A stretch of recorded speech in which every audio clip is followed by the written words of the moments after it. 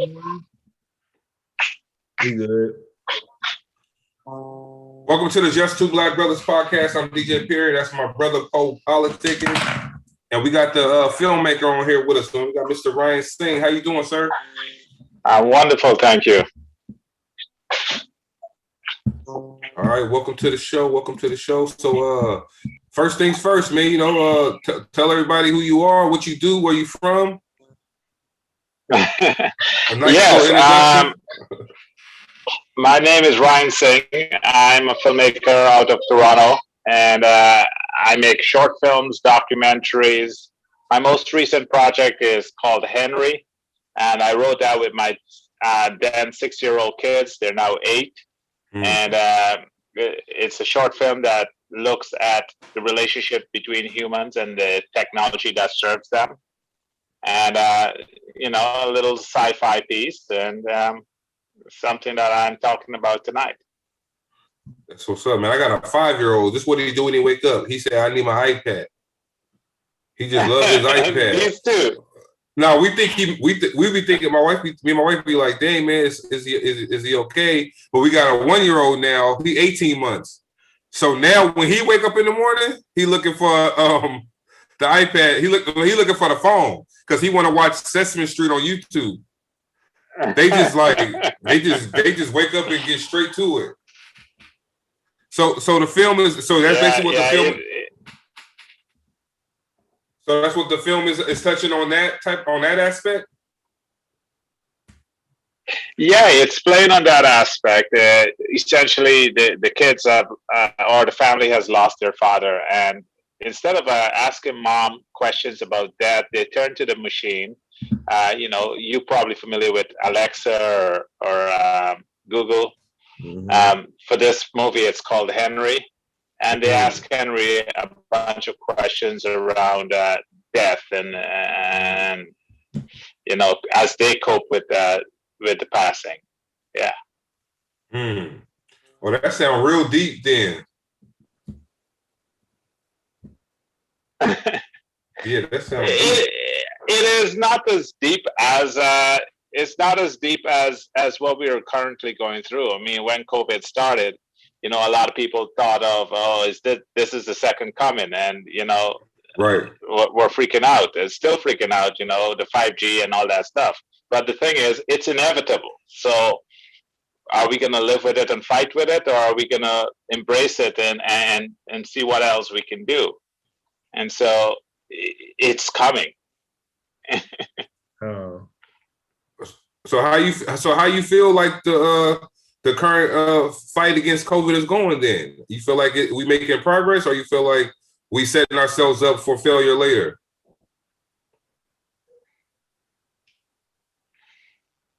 Honestly, I don't have time to think about COVID as much because there's so much happening around me. And, I'm working in the film business. We're shooting every day. A lot of the films that was shooting in the US have moved up here in Toronto and Vancouver and different places in Canada. Oh, okay. And we have implemented a strategy where we have something called a COVID-21 strategy. And it's all about protecting ourselves and making sure that the industry stays active. So we have a very rigid COVID protocol in place. This week alone, I'm doing 3 COVID tests. One for one production, another I'm being booked in another production, and I'm being booked in yet another production. So I'm doing set building, I'm acting, and I'm doing some production work, and each of them I have to do a test for because everyone wants to make sure that they signed off on knowing that you're negative when you come on set. What kind of COVID test are y'all taking? The same one? The PCRs. Yeah. So it's always 15 seconds. Each nostril is rigid, but it's something that I got to do if I want to be a part of the business. So you're not taking the vaccine? Yes, the vaccine is coming a little slower than the US and other places, but it's coming. We're expected a few millions right now. And it's being implemented where the oldest, most vulnerable people are getting vaccinated first, and then they're going to come down by tier based on availability of the vaccine. So the younger you are, if you have pre-existing conditions, that sort of thing, then you'll probably be vaccinated for sure. I'm saying, are you gonna take it?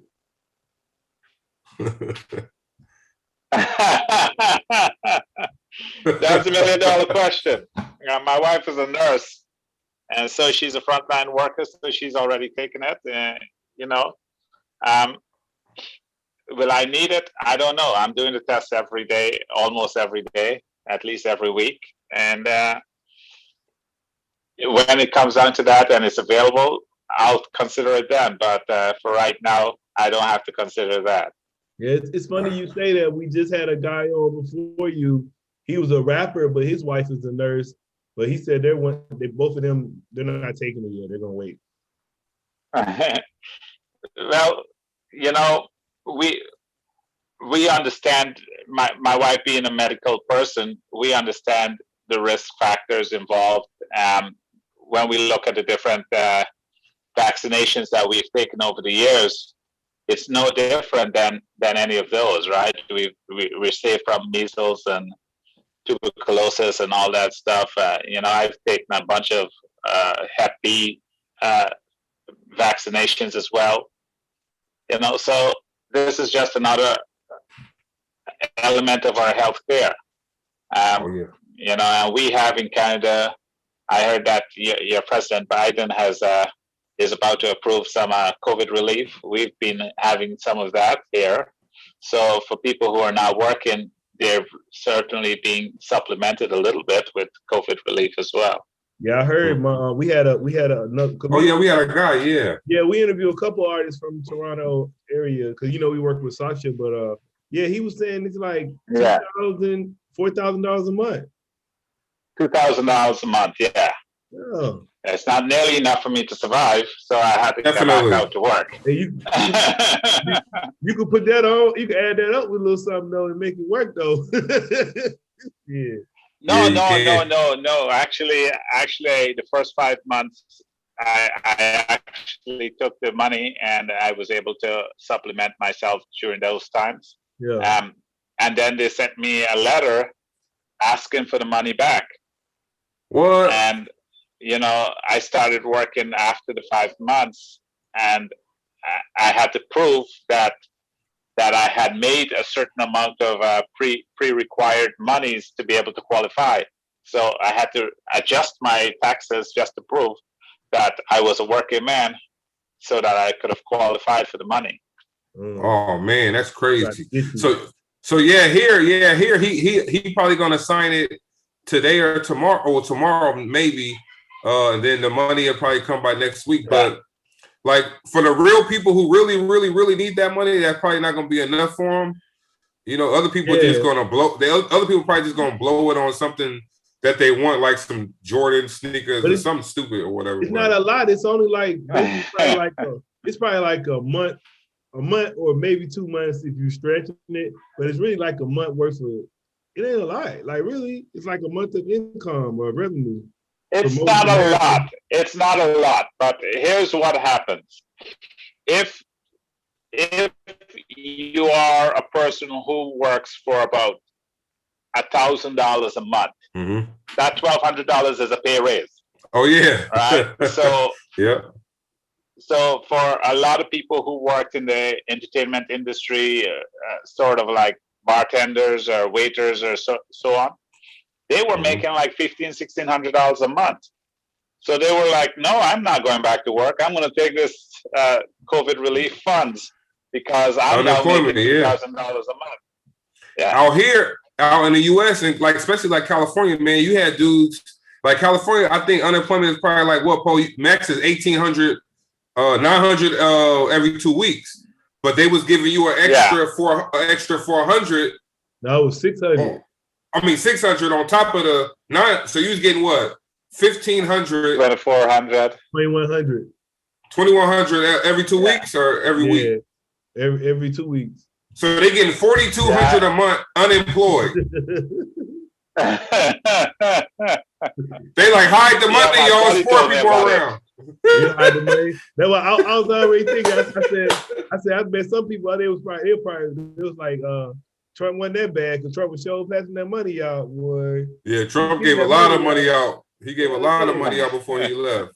But why did you guys vote him out then? Nah, hey, look, ain't that good. I was like, man, I said, I don't think that's like how they was passing out all the.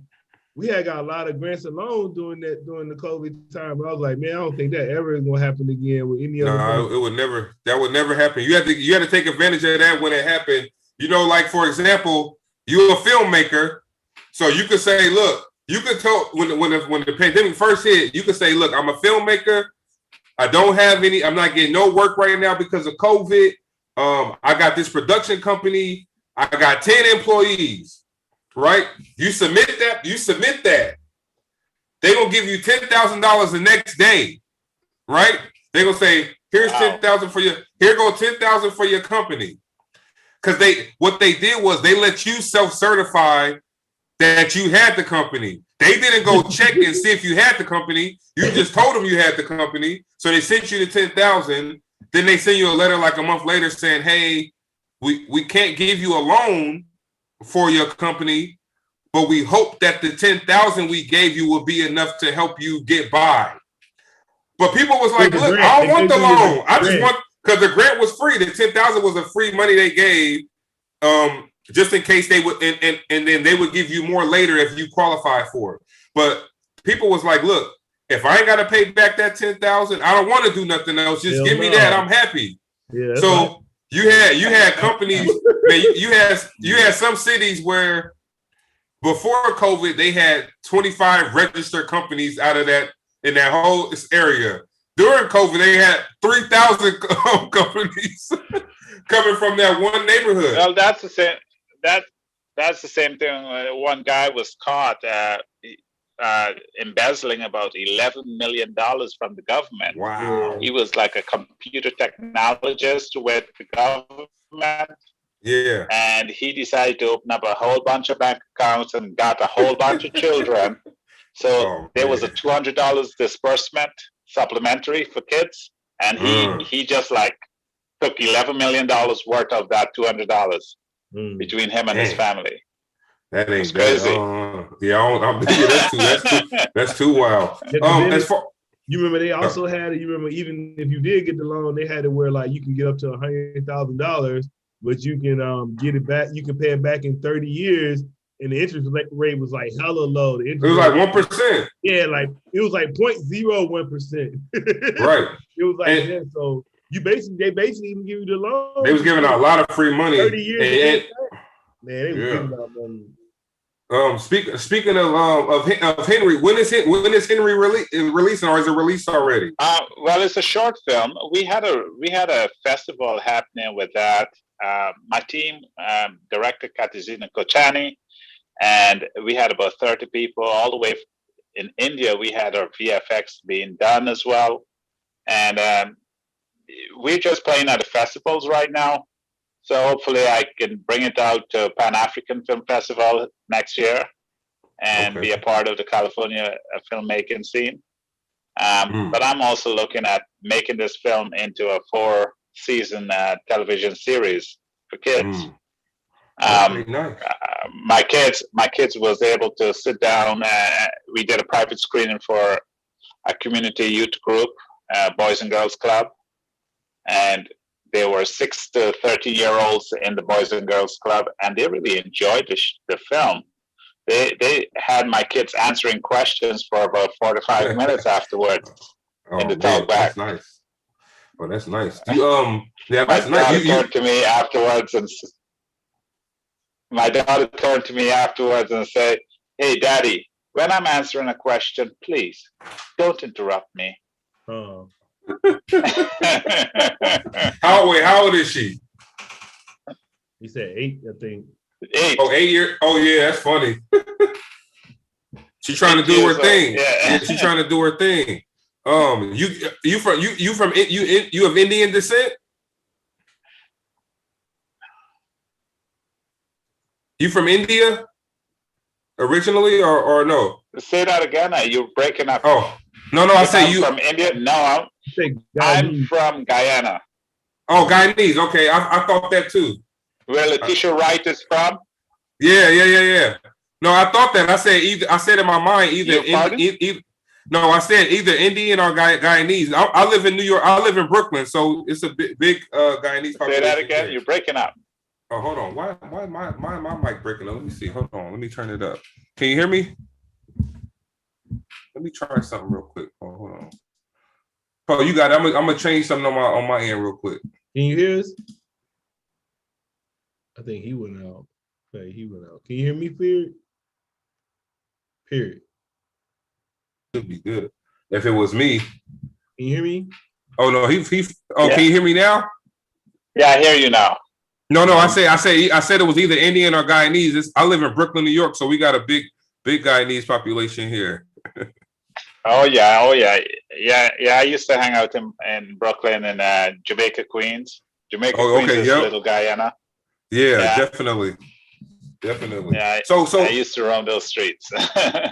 Oh, so when did you move to Toronto? I moved to Toronto in 1993. I'm Canadian. Oh, okay. But I used to visit my family out there. So, oh yeah, you come out. It's an 8-hour drive, right? 8-9 hour drive from up there. Oh, the frozen again. Yeah. Oh no, shit. Back in the day. No, is it us? No, I see you. See me. Oh yeah. He isn't. I think he. I don't know, man. I give my all to have. We're gonna get him back on the line shortly. Yeah. There you go. Yeah. No, it was freezing up for a little while, but as far as like as a filmmaker, man, you know, that's not something that's easy. So what type of characteristics, traits will one need to have to become a filmmaker? Okay. A is desire. B is passion. C is the ability to network with people, because filmmaking is not a single type sport. You have to work with groups of people, people that are sometimes more talented than you, and people that are less talented. But it's a team sport, and the ability to wrangle resources to make your films, and doing it for 20.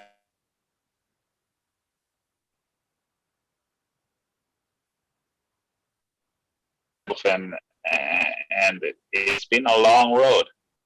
So yeah, I mean, if there's any specific questions you want to ask, because there's like so much inside this head.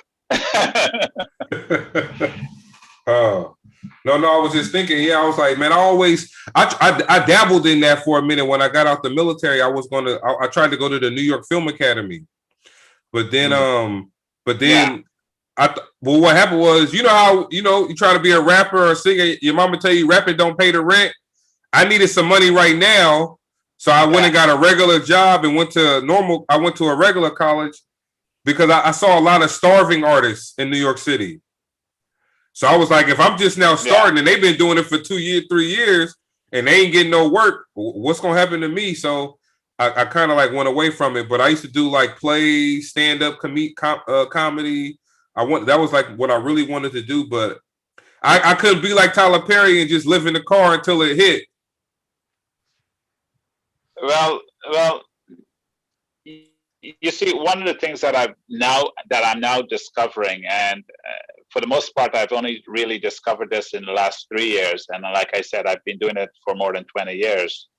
And I've done exactly what you've done, working at a community level and operating at a community level in terms of a lot of the work I did. Mm-hmm. But there is a professional arena out there, and oftentimes you get invited by who you know and not what you know. And so, you know, when you figure out that there is this business and this entity that exists, like, for example, you can become a permit with the unions. This is what I did about 3 years ago, is to go to IATSE and became a permit and working on set as a PA. But because I had 20 years of experience, I didn't have to start at the very bottom. I was able to get into categories and do certain things and make a little bit more money. And it's been incredible. It's been eye-opening as a Black person wanting to be in this business and really being able to navigate it. And so, like I said, I'm now finally getting some funding because I'm understanding that there's a whole process, and you can't try and bypass the process and hope to win. It's like what we were talking about, COVID relief. Yeah, sometimes you'll get the free money, but at some point you got to pay for that. And if you don't know or understand the route to paying for it, to doing it right, like building the business plan, like understanding that there's a budget involved in the production, that people got to be paid, that you got to be paid, and you write yourself in on a budget. Like if you're the writer, you got to write yourself in to get paid when you're asking other people for their money. In Canada, we are a little more fortunate, even though I had never received public money before now. I just received some funding from Telefilm Canada, which is a public funding body. And they gave every racialized person this year, or because of COVID and also because of the George Floyd situation, they got caught themselves dealing with situations of bias in the way they doled out money to people who were coming to ask for funding development. So they sort of said, look, let's make an equalizer and just give everyone some funding. And I was a recipient from that sort of disbursement, but it's a lot of work. You got to go through the processes. You got to set up your businesses. This is a business engagement more than anything else. It's show business. Right, and so in a little part, Henry is sort of my calling card, or sort of my passport to really put in all of the things I've learned over the years in play. So we had over 30 people playing some role in Henry. We had about 12 or 13 people who got their first credit in a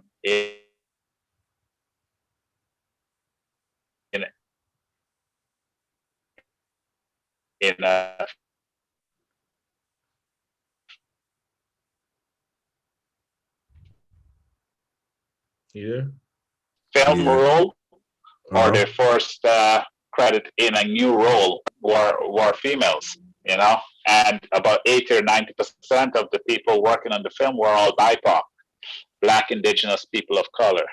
Right. Look, if you need a voiceover, man, let me know. I do good voiceover talent.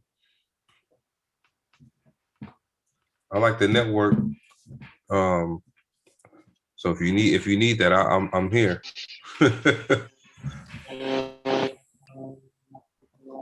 So I got bounced out and brought back in.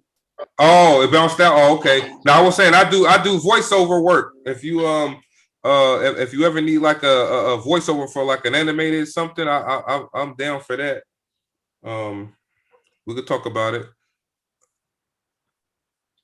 Oh, it froze. Yeah, it's freezing up over there. I'm about to call Toronto's Wi-Fi people. Man, they tripping. Going towards voiceover, and there's so many different categories of voiceover that one can do. Yeah, I saw Meghan Markle is doing some voiceover stuff with Disney. Yeah, they got a nice little contract. Did you watch that? That's a whole different stratosphere. We shall not get into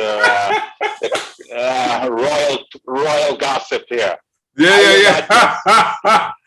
For real. Hey, y'all talked about that. Y'all talked about that's out on the press in Canada too. My son, yeah. My son was on Suits season season 7, episode 16. Oh, okay. Yeah, so You know, my wife said she having a hard. My wife said she have a hard time listening to her because she didn't like her character in Suits. So she say every time she see her, she think of her character in Suits. Ooh. Meghan Markle. Oh, she was in it. She was in. Yeah. That's what she got her. That's what she's famous for. She was in. She an actress, but she was in Suits. She was in Suits for 7 years, 7 or 8 years. No. I don't want to talk about that, man. You know, I felt like it was a bad look in a way because, man, look, this is my thing. That's an institution that's been around for years. Whether or not the institution is good or bad, you just don't want to be the first person to try to out it publicly. You know, like it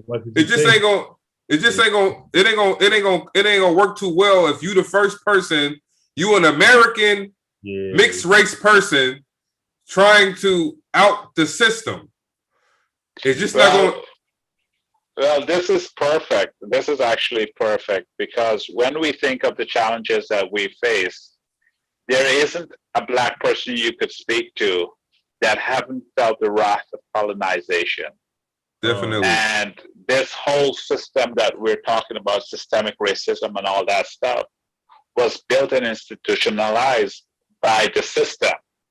Definitely. And that's the system. So she has managed to go all the way on top and discovered that the establishment is where it is. All day. Until that establishment is broken down and brought to its knees, there isn't any need for any change. Right. The status quo is the status quo. Right? Maybe they might want to recolonize us and put us back in slavery after this. Y'all know what I've been wanting to do? I gotta look into it more, but I've been wanting to make a cartoon. I like cartoons. I feel like we need more Black cartoons. There's some stuff happening, but for sure, your voice is needed. Okay. You know, there's so much more diversity that is needed in the business. And if you have a story, definitely develop it. You know, what would your cartoon be about? Me and Poe. Yeah, it can be shit, or like if I can make another Garfield or Heathcliff, something like that. We can be easy. I did not sign a non-disclosure agreement with y'all. Be quiet. I'm be quiet. He's like, oh, you know what? Thank you, brother. I gotta go. I just say, man.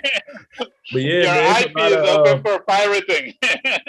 I just see like the animation, man. That's like really where the money's at, though, man. Because like, I mean, you still need kind of like I look at like I noticed that you save a lot more money when you with that. It's more money, but you're saving money because you're not. Don't they pay the actors less with just animation when they're doing just voices? No. It's still major work. Okay. I mean, I worked in the animated film. You guys probably heard of it, The Breadwinner. Is that on?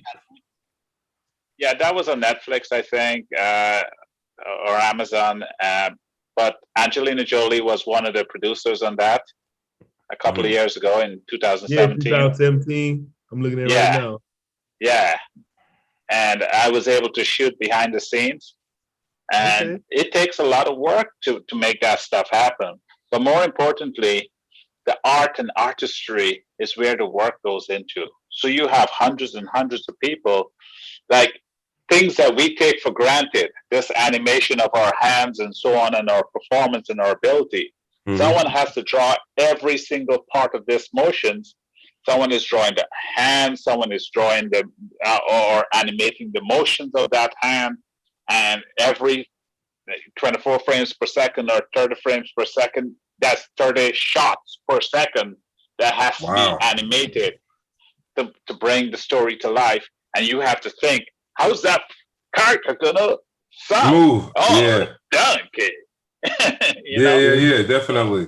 They said they lost to I guess it lost the best animated feature to Coco that year. I never saw Coco either. Yeah, I saw Coco. Coco, yeah. Oh yeah, Coco. You know what though? I like Coco because that was a good movie, man. Yeah, I like that one. I got little kids, so I didn't see all the new Disney stuff that it came out. I haven't seen Soul all the way though. We started Soul, but we didn't. I don't know. I just didn't finish it. I didn't finish it though. I started Soul. I watched halfway, and then I got on a call. Family finished watching it, and I came back and I pressed restart. Oh, you watched from the beginning? It again. Yeah. Did you like it? I really liked it. I mean, it's a solid story, and you know, it's again, we have to start somewhere, right? And if we're not telling our stories, someone else is telling the stories for us on our behalf, and they may not be doing it right. Look, The Last Samurai featuring Brad Pitt. How you gonna have The Last Samurai? But like you said, if you don't tell your story, somebody's gonna tell it for you. They gonna tell it for you. They gonna put themselves in there as a lead. Now, who played Cleopatra?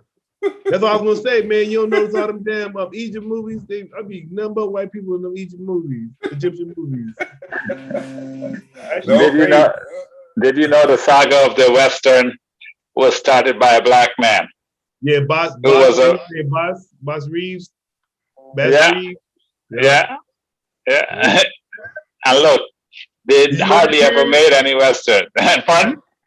Did you know basically you know how they be trying to portray John Wayne? You can basically say that's Boss Reeves. There you go. They trying to act like John Wayne. Was the first cowboy type thing? What get me mad too is like just think about like Rocky. Man, they still like even now when they show boxing, they got like Rocky like he's really a part of boxing, but Rocky is nothing really but the story of Muhammad Ali's life. Because they saw that white dude fight Muhammad Ali that day, and Apollo Creed is Muhammad Ali. So it's like, that shit got me mad. I hate that movie. I hate Rocky. Because they didn't pay Muhammad Ali for that. So I'm just like, how they going to just take Muhammad Ali's story and make this fictional white superhero? But that's what happens, right? It's called appropriation.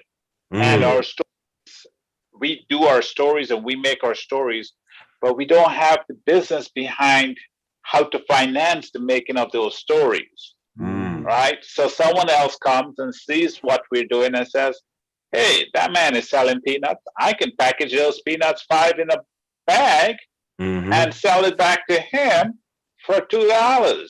Right. I'll buy it from him for $2 for the entire sack. Yep.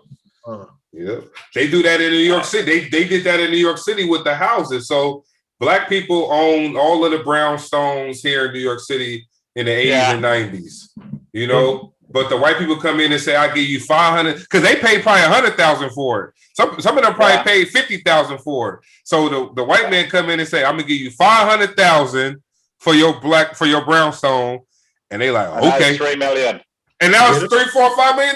Hey, I was just gonna say because he gonna be like, man, I don't know about $2. Then he be like, I give you $5. Okay. Yep. They take the 5, but he don't even know the dude already got a business. He already got a contract ready to sell the peanuts for $2. But yeah, a lot of people got ripped off with these brownstones here because they got blinded by the dollars. It was like, well, I'm making a $450,000 profit, but they about to make a $5 million profit off of your place. Yep. I've been watching houses in Toronto, and I can't live an hour around the major city of Toronto. The price is crazy. The prices are through the roof. Like you look 5 years down the road, 5 years before, and the houses was about $300,000-$400,000. Now it's $1.3 million. Yeah, that's crazy. Right? Yeah, that's crazy. Well, how many rooms? 3-4 bedrooms. You know, sometimes I saw somebody's house who just paid $1 million, and it looks like it needs to be gutted, rewired, and it's a bungalow with 2 bedrooms. Oh yeah, what's the no dining room, but a living room. Yeah, ain't no point in that. Ain't no point in buying that. But it's $1 million. They bought it and they're living in it, but it needs to be gutted. They can't afford that. They probably can't afford that. Now they paid that much money for that. I was gonna say, so it's like the cheaper homes, like more like in the country part of this Toronto, or it's crazy. It's crazy. It's all gone up so high right now. No, I was gonna say so. I'm kicking myself. When I was young, I got married. My wife was like, "Oh, babe, I saw this house. It's $300,000. Parents gonna kick in some stuff, you know." And I'm like, young, stupid, black, and ignorant. Just don't know. We never was taught really. I want to buy my own. I want to buy my own house, my own money. I don't want your parents' money. Now that same house is 1.3 million. Damn. Are you like, what's up, parents? Hey, you go. They're like, we ain't helping you. Hey, when you see stuff like that, you just gotta go lay down and sleep that one off right there. You like, I don't, because you don't like you said, that house went up about 800,000 in value. Yeah, he could have sold that and made hell. That hurt thinking about that. You like, dang. You know, it doesn't hurt. It hurts, but it doesn't hurt because, like I said, sometimes it takes us a long time to really understand the business we're in. Mm-hmm. And when we're young as black men, sometimes we're like, we want to do the fast hustle because we don't want to do the grind. We watch our fathers and mothers grind and we don't want to spend that time. We want to, and then we realize there is a process and you can't bypass that process. Right. Right. Compounding does work because it's set up to work. You know, the rule of 72. I don't know if you guys know about the rule of 72. I know about that. Yep. Yeah. 72. You know, it's crazy. What's the rule for the listeners? I don't know what it is. I might have heard of it, but I probably don't remember. Yeah, what is it? Go ahead. Oh, go ahead, Paul. No, just like if you think about whatever you got, even if you got 1 cent, but think about if you just keep like compound interest. So like you got 1 cent, then 2 cents, then 4 cents, and you just keep going. And if you do that all the way to 72, how much money is that? Oh yeah, that's a lot. Yeah, that's a lot of money. About how it was actually like a nursery story about that. It was like this guy was like, do you want $1 million a day or do you want 1 cent every day? Like double your life. Yeah, and I think if you do that, when you do that interest, it's actually more money in the long run. So it's like that, just talking about compound interest and stuff like that. Oh yeah. No, that is a good thing that for to teach these young, especially the young kids. But also talk about the thing you was talking.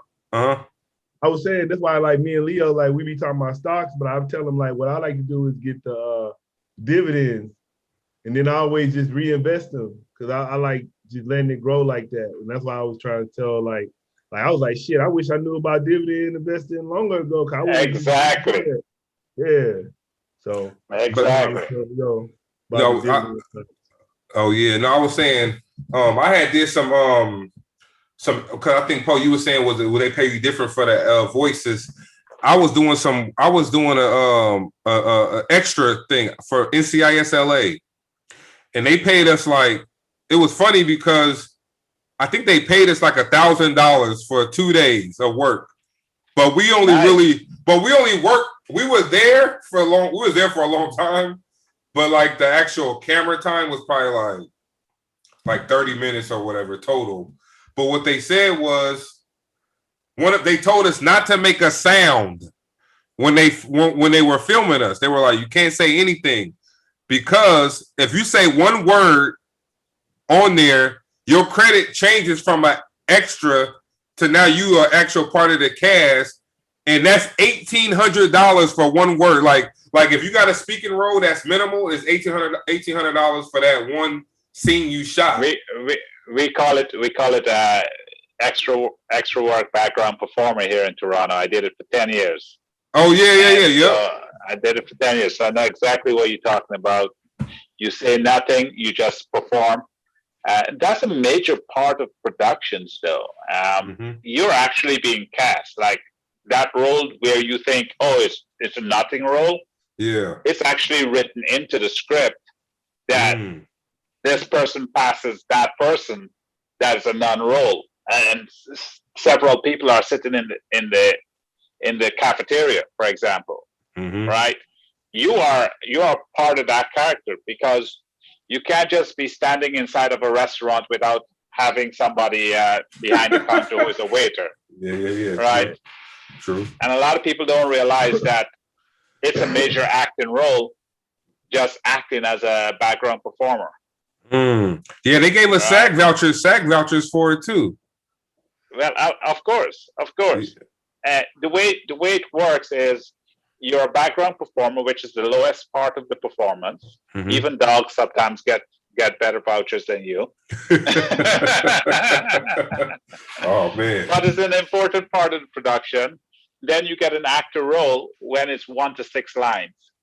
Okay. So even if you say one word, that's one line, right? So 1 to 6 lines is an actor role, and then you become a principal when you're 6 or 7 and more lines. Okay. Right, and that's a different pay scale. Right. Right, and then when you start being lead and co-star and all that stuff, you just No, that's what I say. I don't think people really understand the magnitude of how it works like that. Like I didn't know at the time. I was just like, all right, I'm gonna do this thing because it's LL Cool J. Like, and we were actually casted as skilled extras because we were Marines. Okay. We were in the military, and they wanted military people. So you were special skill. Right. So we got a little bit more money for being special skill extras. But one of the guys, we had a scene where one of them had to try to save. One of them was doing CPR, right? And we supposed to do silent CPR because we are extras. So the guy said, "Come on, you can make it." They said, "Cut. Don't say nothing else for the rest of the day while you're here." And then that's when we realized, like, this is real big, because they told him if they would have let him keep that one thing saying you can make it, they would have had to give him an extra $1,800 for just that one. Absolutely. Like, even when you think about, some movies are $100 million, $200 million, and you're thinking that's a lot of change to make a movie. Right. But by the time you start adding up all the people that are working on set, all the people that are working behind the scenes, the star salary, and all this stuff, they're still fighting. They're still working at a low budget rate, because you have to be on point with your budget. Right. Okay. Think about it this way. Like, you're on set for 10, 15 hours, right? After you pass that 8-hour mark, because it's SAG, that your coin starts doubling and tripling. Oh, wow. Time and a half, double time, triple time. If you're a union member. Right. Right. So when those 16-hour days, people are getting paid triple time. Let's say you're working for $34, $40 an hour. That's $120 an hour. You're making more money than sometimes a lawyer would make. Oh yeah, definitely. Right. At the lowest, at the base level. At the base level, yeah. At the base level. So the directors and so on who are making $1,000, $2,000 a day, that's based on their scale. The scale is about an 8-hour day. Oh wow. Right. And then after that, it just goes up. So life is easy when you got a paid production. Oh yeah, definitely. Right. And that's, we were talking about it earlier. You're like, I'm hustling, I'm grinding, and I feel like a starving artist. But that's the thing we don't really get to learn, is that business part of the business and how to get in and get a part of that coin. Right? Because, for example, for a lot of times I saw that you go into a union, for example, and you will see dad, daughter, a son or daughter, and their wives and children, grandchildren, and they're in there for generations, and they bring their people in and tell them this is what you do, and it's the business. It's the business. It's, you know, we sometimes say that as Black people we don't often get opportunities, but there are so many white people that when they do get the opportunities, they may get in because of their access and process, but they have to do the work, because at the end of the day, the show goes on. They have to show results, or else nobody is making money. You know what that remind me of too? Living in New York City, it remind me of the West Indian population here. You know, a lot of people come from Jamaica, they come from Haiti, they come from, you know what they do when they get here, man? They go to school, they get in college, they go to work, they don't play no games, you know, but and they look at other Black people who are from the US and they say, damn, man, how come you didn't take advantage of none of this? But what they do, that's it. Mm-hmm. That's it. Yeah, that's it. If you have the privilege and opportunity to do what you got to do, like when I see a white person, for example, complaining that they're low income and don't have opportunities, I'm like, what's wrong with you? Look at your privilege. Let me cash that in for you. All day. All day. They do the same thing out here. They say, and you ask them, you say, look, man, I met a dude, he came to the US at 18 years old from Jamaica. He got his master's at 25. He worked as a federal like probation officer, making like 6 figures, and he 26, 27 years old. And he said, you know what, man, my family told me if I'm coming here, what's the point of coming to the US if I'm gonna do the same stuff I was doing in Jamaica? I could have just stayed there. But then they say we as people who were born here in the US, they look at us and be like, y'all don't work hard, y'all don't take advantage of things that are out there for you. But then again, I say it could be a reason for that too. It could be like, look, the people who were born in the US went through different struggles that you may have went through. But I don't know. I don't know if that's the case, but some people could say that too.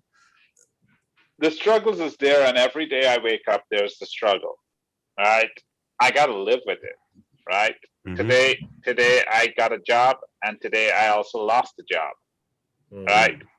But today I also got another job because the person who turned to me and said, hey, dude, I can't keep you because you walking off the job that I hired you for, but I'll put you over to someone else because you're a good worker, you're a hard worker. Right? And because it's business, I can't look at it and say, okay, I'm being sidelined, because for the first time in my life, I'm having all these opportunities that I'm juggling. What do I want to do? What can I do? What am I able to do? All these opportunities, right? And I'm excited by it. Oh yeah. And I don't know, you know, so, and that's the opportunity. I mean, you're doing this radio show. I'm sure, you know, I don't know where else is streaming and so on, but what's the pinnacle of? No, yeah, we stream to a few different places. Everywhere basically. Yeah, Apple, Spotify, a few places. iHeartRadio. Yeah. So I see what I agree with what you're saying. You know, it's the opportunities are out there. But as far as like so like are there some filmmakers that you looked up to that got you to want to go that route? I grew up watching films. My father's a writer. He writes theater. Okay. And I really enjoyed the business. I got on stage when I was 6 years old.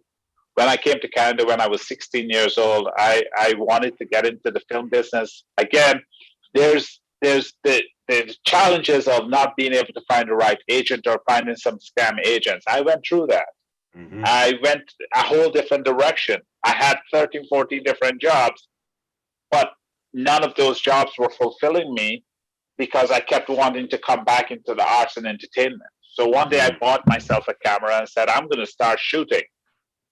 And of course, I started shooting community events and projects and calling myself a filmmaker. until I had to really sit down and start learning the business, understanding the business. I've spent hundreds of dollars going to festivals, the Toronto International Film Festival, third largest film festival in the world. I went every year for 7 years, understanding what is sales, how do I raise money, what do I have to do. And I just sort of started to educate myself independently because I wanted to understand it, know it, and do it. So for the last 13 years, it's just education. And now I want to take that education and start implementing it in a tangible business format and get my projects made. Because there's so many stories, not just in my head, but all around me. So one of the projects I'm working on is a 19-year-old sent me his script last March, just as we went into the lockdown. We started working on it back and forth. And then the opportunity came up for us to apply for this funding. I applied, we got through it. And now he is a funded writer at 19. I've been searching for this business since 19, over 20 years. You know what I mean? He 19 getting in. Yeah. But you dropping some, you know what, man, you got me thinking because you dropping some game and some knowledge because you got a lot of people who, like you said, they looking for that instant, I want to be instantly put into the gratification and put in, but you gotta go through those bumps and bruises and rejection and all of that, and learning about it before you can actually. I feel like that sometimes with this, you know, we probably could learn more about podcasting or learn more about hosting radio shows. But we've been doing it for so long the way we have, but it's probably some stuff out there more that we can learn, you know, as far as like taking it to the next level. In terms of podcasts, I have a colleague of mine who has done over 4,000 podcast shows in his career since about 5-6 years ago. Wow. Okay. So he's every day practically he makes a new podcast, 2 or 3, depending on what people want to talk about. He just creates a new podcast. And last year I just sat down with him and I'm like, what are you doing? What's your business plan? How are you looking at this? And you know, he had all the tools ready, but he didn't understand how to put it all together. And that's probably some of our biggest challenges, is that we do this work and we understand this work, but we don't understand the business part of it, right? Who do we speak to? Who do we get sponsoring us? Right. If they come on and they're supporting us, are they going to try and take away our stuff? Are we going to be able to make money off of this and them make money? So we're negotiating all of this and don't understand how to leverage certain things sometimes, and seek out the funding or funding sources that are out there. And so we started to talk about where is the money, who's our target audience, what's our audience like, you know. So are you collecting data for your podcast? Are you collecting, you know, do you have a list, a database of people that tune into your podcast? What's your subscriber base? He talking for himself. He ain't talking for me. I do. I be just studying this stuff. He talking about him. I know to study. Yeah, you gotta look all that stuff up. But we do. We got people working on this. Yeah, you remember Leo? You remember I was telling you about the dude that's doing the grant for us? No. Yeah, no. I know about. Yeah, I know about that stuff. Yeah. Now I was just saying, like more so, like sponsorships, and the platform, the main platform we use, it give us the data of who listening, where they listening from, the age, based on their user data that they put into the system, so we get that. But no, you just like I always feel like it's more that you can learn, you know. But how do you multiply that information in the rules of 72? No, every time you do your show, every time it's shared, how do you get one? Today you have one audience member who tuned in. Tomorrow you get 2 audience members. By the end of the week, you have You got what, 13, 15, something? 2 audience members times to the 7th compounded. Yeah, Oh, yeah, I mean, definitely. we've been doing this since we started in 2008, so we've been doing it for 12 years. So Yeah. we've been Yeah. doing it for 12 years. Yeah, we doing it So, for a long time, man. So like we out there a little bit. We kind of talk. We kind of just be on humble, but we out there. People know who we are because Right. I do agree with that. People know who we are. No, I mean, and it's all the things that we all have to do, Right? Yeah. Because even as high as Ryan Coogler, his current job is the boost to his next job, right? And every time he gets hired, everybody's like, "Is this going to be another $2 billion project?" You know what I mean? But hey, if it takes that, because that's what they expecting from him, though, right? Exactly. They expecting that from him. No, and I agree. Like I agree. Like with us, yeah. Like Poe said, we're doing it for a while. I know there's people out there who know who we are because we didn't talk to a lot of people in higher places. But then that sometimes I just always feel like, you know, like it could be better. It could be better, or it could be I don't know. My biggest thing is probably like just more and more like sponsorship. That's my biggest thing though. How to get more people to sponsor the show, because I know we got a solid fan base or a solid core people who do listen to us. Yeah. Describe one of your audience for me. You said describe the audience? One audience member. Oh, well, let me see. One person in particular. I got to think who I'm gonna describe. Man, that's that. Paul, if you had to pick one person, who would you pick? Nah, I said I already know. I know demographics and everything. I write everything down. I know exactly the age group, the niche. I do that stuff. You know what I'm saying? You don't be doing it. I do it. I do all that stuff. That's why I said I do that, and I know exactly. Like I write all that stuff. I worked on a project. I worked on a project with a research company, and it was called the Black Experience Project that I worked on. And this company, they don't do demographic; they do ethnographic data, which means that for any product or service, you want to know your audience member. You're able to go and see what they eat, how they sleep, where they sleep, how they shop, where they shop, how much money they make. Every single thing about that person, you get to know them minutely, so that when you target and program your services, you're reaching that particular person. You never make your project for the masses, you make it for each individual. Yep. Right. And so now I would say I know the hard part about it now is, like I said, like all the different platforms, you gotta look at the analytics for each thing. Then you know, like Instagram got analytics, Facebook got analytics, Twitter got analytics. So you gotta look at all that data, then kind of, you know, come up with who are you gonna market, all that stuff. So like you said, it's probably good to have like a researcher or somebody helping you with it, because it's a lot of data you gotta pull. It's a lot of stuff. It's a lot of stuff. Like even the work, like Henry. I'm gonna come back to Henry, right?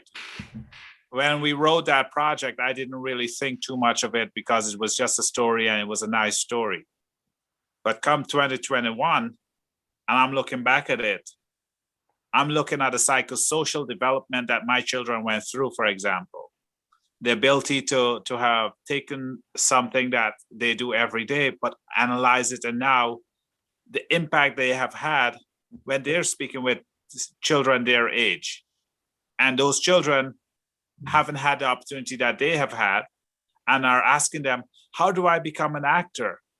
How can you tell this story? What was this character all about? What was this character? Where is the character going to go next? This is what I want to see. This is how, you know, that sort of thing. I watched as some of these kids So all of them were BIPOC, Black, Indigenous persons of color, from what we call a high needs area, right? And so I watch as all the South Asian children were asking questions. And what I pulled out of that analysis in that experience was that for the South Asian kids, they still see possibilities and opportunities, right? They're not suffering from as many barriers as persons that are Black. The Black kids were equally interested, but were silent. And when I think back to myself or a shy kid that I worked with, you're silent because you possibly don't know if that opportunity is something that you can get to, right? So you don't want to ask questions for fear of sounding stupid. Right. I hear you. Right? Think of how many of our Black kids are dreaming, but are also killing their dreams in their own silence because they don't know if they can get that dream. Or adults, right? Who are like, oh man, it's COVID, everything is dead. There's no opportunities out there. Right. So when you asked me earlier, what are some of the things that you can do to be a filmmaker or be anything, is to never stop dreaming, but also never stop applying those dreams step by step to realizing what it is that you want. I just wrote it down. Never stop dreaming. Yeah. No, I feel every day I tell myself tomorrow is going to be my big day. So tonight I go to sleep and I wake up hoping for tomorrow to happen. And when tomorrow comes, I'm like, I'm doing all the work I can. I get exhausted, and then I wait for tomorrow to come. I guess that's a good way. That's a good way to look at it. I'll be doing that when I'm looking for something to come in the mail the next day. I'm like, man, I can't wait till tomorrow to check that mail, man. I got something coming. or something like that. But that's what we do. But yeah, I think we are more humble, like Poe said too, though, man. I know sometimes you probably don't want to be humble all the time because you want to strut what you've done or you want to strut what you've accomplished. But I think that's probably like a big thing for me, man. I'm like a humble dude. Like, well, you gotta strut it though, because our humility is not going to give us the opportunity to be different or great. And sometimes we are just being humble, but we have so much greatness in ourselves. Right. Like, for example, I spent a lot of time. I told you I joined the union about 3 years ago as a permit. 2 weeks ago, I became a full member. And what that allows is that allows me more access to work. Right? All of a sudden, I'm much more relaxed. But before that, I was doing construction, I was doing production, I was doing a whole lot of different things. And I didn't want any one of my worlds to be colliding and to be connecting, because I didn't want people to know that I also do construction, because I want them to see me as a filmmaker. I feel you. Right? And so I keep separating everything. And no. Yeah, here's my business card. It's a filmmaker's business card. Yeah, I do filmmaking as well, but I'm a contractor here with you, that sort of thing. And then when I realized that all these worlds can operate in the same field, and I'm still telling a story, and I'm still a storyteller, then all of a sudden, that fear went away and more opportunities start coming. And I started working less and getting paid more. Right? Nice. So you have your own company basically right now. Your filmmaking company is your personal company? It is a personal company, yes. I'm a sole owner of my company, but it's an incorporated company because, as you probably know, you can't get loans or funding in your personal name. It has to be a separate entity from you. And so if that's not happening, you're not really operating as a business person, because you're still a sole proprietor, and people don't recognize sole proprietors, especially the bank.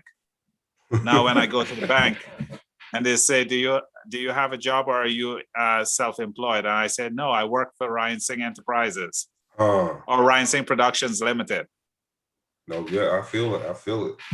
Yeah. You're giving me some once, good information, man. Once I say that, the conversation stops, because they're no longer speaking to a sole proprietor. They're speaking to a company man. Oh yeah, I like that. So we got so in the works right now. In the works, we got Henry, and then what anything else you working on to come out? Anything that's going to come out this year? I went to South Africa for the first time about 7 years ago, just before Nelson Mandela died, and we did not a short documentary, but a television hour documentary. It's called Memento, a South African art venture. And so we got some artists, spoken word artists, that are performing in it. And it's a group of people that went down to South Africa, and we were able to move that secondhand knowledge to a firsthand experience in Africa as Africans, and seeing the similarities. Like, we hear these stories and we feel these things in our blood, but until we get there, do we really get to put it together and say, oh, this is my African roots.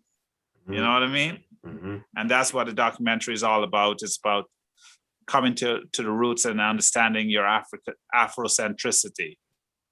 And I also got a couple of other short films that I've worked on that are now going to be released as well. I'm acting in another short film called Essence. Essence is a story about an older man, and it's trying to save a young boy who is being bullied. But in saving him, he wants to educate him about understanding himself. And he can understand himself through the name his parents has given him. And they've taken the time to choose the name.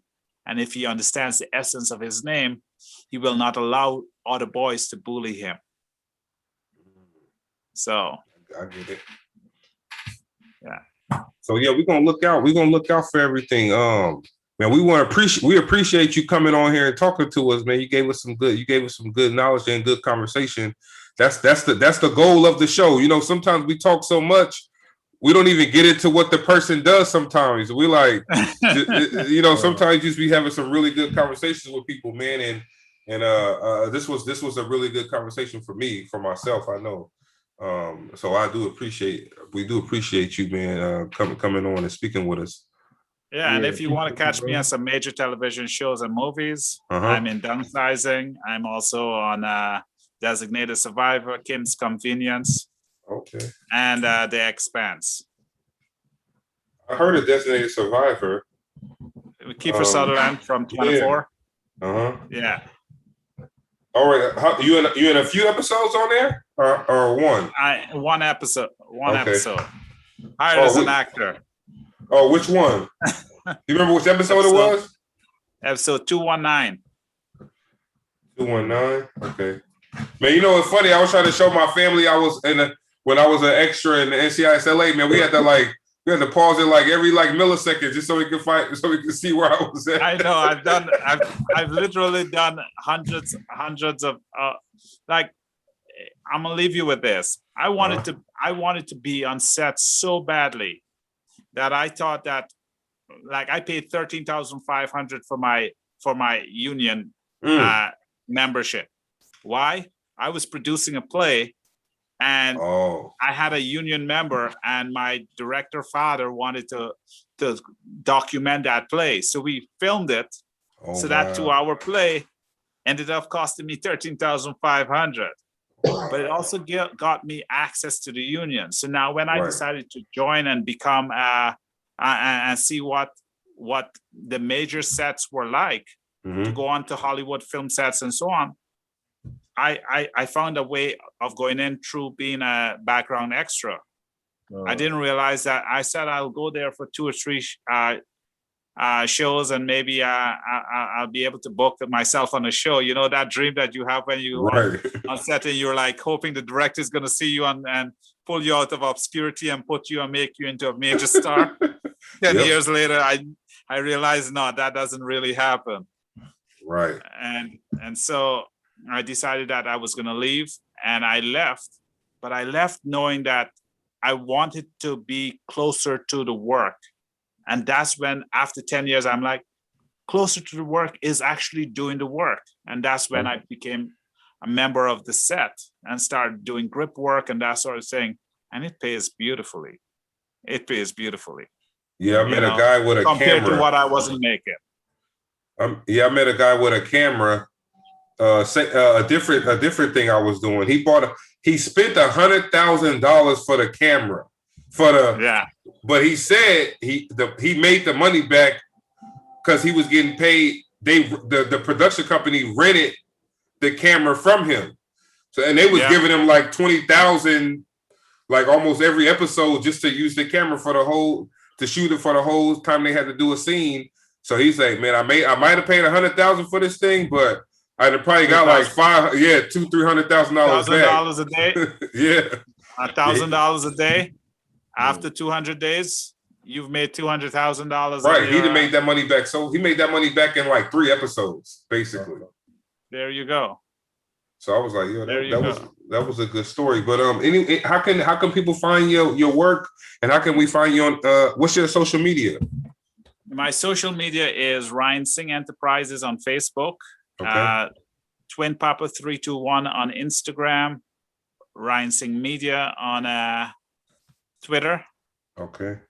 And Ryan Singh Enterprises on my personal website. Okay. How you spell the IG? Twin Papa, TWINPAPA 321. Okay. Why you go by Twin Papa? My wife had Twin Mama 321, and I'm like, if you're gonna be Twin Mama, I'll be Twin Papa. Kids are twins, so that's why. You the Papa of twins. I'm the Papa of twins. Got you. Yeah. I just followed you. So yeah, man. Thank you again. You know, on behalf of us on the Just Two Black Brothers podcast, we appreciate it. And we'll stay in contact. If you have any questions, collab, whatever, let me know. We can make some hookups. Again, it's a network and a networking opportunity. We're not here to compete. We're here to complement. And if we can complement each other, we're going to grow much faster. For sure. All right. Poe, appreciate you. Poe, who your black Garfield? What's his name gonna be? I don't know. What's that? His name gonna be Singh. Sing.